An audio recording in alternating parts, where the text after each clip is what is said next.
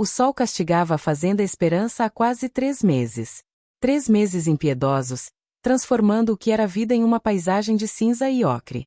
Pedro e Maria haviam dedicado cada dia, cada centavo, cada gota de suor àquela terra simples, mas a natureza, teimosa e implacável, parecia ter decidido que era hora de lhes tirar tudo.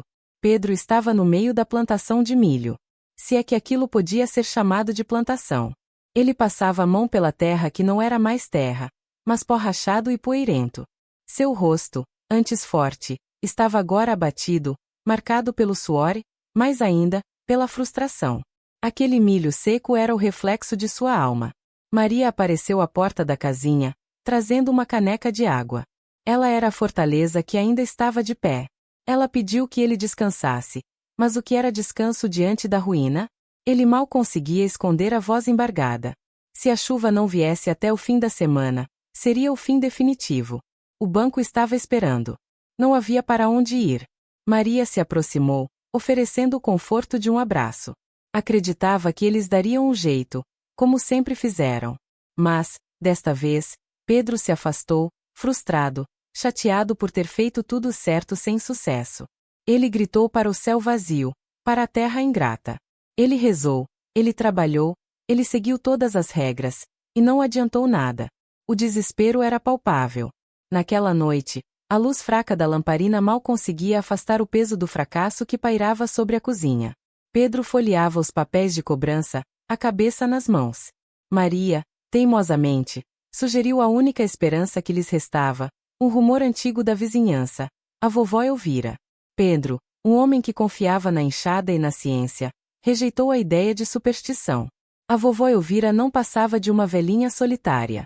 Mas Maria não cedeu. Ela o olhou com firmeza, com o amor que só uma vida inteira de luta ensina. Ela perguntou o que ele tinha a perder. Quando tudo parece perdido, qualquer fio, por mais fino que seja, se torna a única corda. Vencido pelo esgotamento, ele suspirou. Concordou com a última tentativa, mas avisou que voltaria na mesma hora se ela lhe oferecesse qualquer bobagem mística. No dia seguinte, antes do sol nascer, Pedro seguiu o caminho da mata, com a descrença nos olhos, mas a ponta da esperança no peito. Ele andou por caminhos que desconhecia, até encontrar a cabana da vovó Elvira. O lugar era uma surpresa.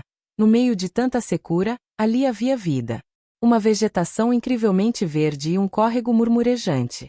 Ele a encontrou sentada, pilando ervas, com a calma de quem não se surpreende com nada. Ela o convidou a sentar, chamando-o pelo nome. Pedro despejou sua dor, confessando o desespero de perder a terra e a vida inteira. A vovó parou de pilar e, com um olhar que parecia ver através de sua alma, ofereceu uma lição inesperada. Ela disse que a terra é teimosa, mas justa. E só devolve o que a gente planta. Pedro argumentou que plantou milho, que trabalhou noite e dia. Mas a vovó foi além. Ela perguntou o que ele havia plantado em seu coração.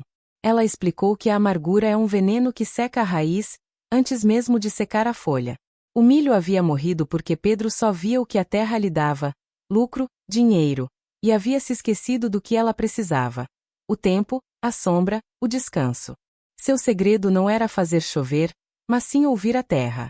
Ela o questionou sobre onde ele havia procurado água. Nos poços profundos, nos rios. E por que não onde a própria terra pedia? Ela o guiou até uma raiz antiga, coberta de musgo, citando o pai. O que alimenta o mais antigo, nutre o mais novo. Ali, estava a memória da água, escondida. Pedro retornou à sua fazenda. Agora, ele não caminhava com a raiva do fazendeiro traído, mas com a observação aguçada do aprendiz. A lição da velha reverberava em seus ouvidos. Ele se lembrou do antigo toco de árvore, o único lugar onde o solo era sempre mais frio. Ele pegou a pá e começou a cavar na área onde o milharal havia definhado, com o foco febril. Maria o observou, temendo que o desespero o tivesse levado à loucura. De repente, a pá atingiu algo úmido. Ele cavou mais um pouco. E então, aconteceu. Um pequeno veio de água jorrou. Inicialmente barrenta, logo se tornou um fio constante e claro. Ele havia soterrado, anos antes, a própria salvação. Pedro parou. Ele se ajoelhou e tocou a água. Não havia euforia. Apenas um alívio profundo, uma aceitação. Lágrimas de redenção desceram pelo rosto sujo de terra. Ele havia encontrado mais do que água. Ele havia encontrado a si mesmo. Meses se passaram. A fazenda não ficou rica da noite para o dia, mas estava verde novamente. A pequena fonte de água era canalizada, o solo estava protegido. O mais importante, a sabedoria havia brotado. Pedro não estava mais plantando apenas para o lucro, mas para o cuidado. Enquanto regava as novas mudas, Maria o questionou sobre o verdadeiro milagre. Pedro sorriu, um sorriso de paz que ele não sentia há anos. Ele explicou que a vovó não lhe deu água. Ela lhe deu um novo olhar. Ele viu que estava tão obcecado em ganhar a vida que estava, ironicamente, matando a vida ao seu redor. Ele ignorou o que estava bem debaixo do seu pé, o tempo todo. A vovó Elvira não lhe ensinou um truque de mágica, mas sim a essência da sabedoria. O caminho da salvação, quase sempre, está em parar de procurar o que é grande, e começar a cuidar do que é pequeno e essencial. A Fazenda Esperança, enfim, justificava seu nome. Histórias como essa merecem ser espalhadas, porque nunca sabemos quem está precisando ouvir exatamente essas palavras hoje. Talvez você possa mudar a vida de alguém apenas compartilhando essa mensagem. Afinal, a verdadeira riqueza está em servir.